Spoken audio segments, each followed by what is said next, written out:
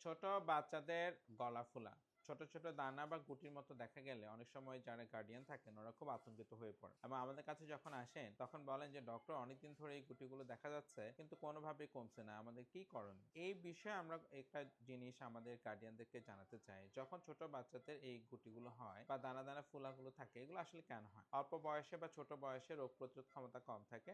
আমাদের নাকে, গলায় বিভিন্ন রকমের ভাইরাল এবং ব্যাকটেরিয়াল ইনফেকশন হতে পারে। এই ইনফেকশনগুলোর কারণেই কিন্তু আমাদের এই গলার চারপাশে যে অসংখ্য ছোট, ছোট দানা বা গুটি আছে, যেগুলোকে আমরা মেডিকেলের ভাষায় লিম্ফ নোড বলে থাকি, এগুলো বড় হয়ে যেতে পারে অথবা ফুলে যেতে পারে। এগুলো যখন ওনারা হাত দিয়ে দেখেন তখন বড় মনে হয় এবং এগুলো দেখা যায় যে খুব অল্প সময়ের মধ্যে ছোট হয় না এবং ওনারা আতঙ্কিত হয়ে আমাদের কাছে আসেন। তখন আসলে আমাদের একটু আতঙ্কিত হওয়া উচিত বা একটু সতর্ক হওয়া উচিত। যদি দেখেন যে গুটিগুলো আরো বেশি বড় হয়ে যাচ্ছে, গলার ২ পাশে বা শরীরের অন্যান্য জায়গায় এই গুটিগুলো দেখা দিয়েছে, শরীরে যদি তার জ্বর থাকে এবং তার যদি উইকনেস, শরীরের যে দুর্বলতা সেটা বেড়ে যায় এবং তার ওজন যদি কমে যায় এবং খাওয়া-দাওয়ার রুচি কমে যায়। এই লক্ষণগুলো যখন তার থাকবে এবং গুটিগুলো যখন বড় হতে থাকবে তখন কিন্তু আপনাকে অবশ্যই, অবশ্যই সতর্ক হওয়া প্রয়োজন। কারণ এখান থেকে অন্য কোনো রোগ হওয়ার সম্ভাবনা অনেক, অনেক বেশি। অনেক, অনেক ধন্যবাদ।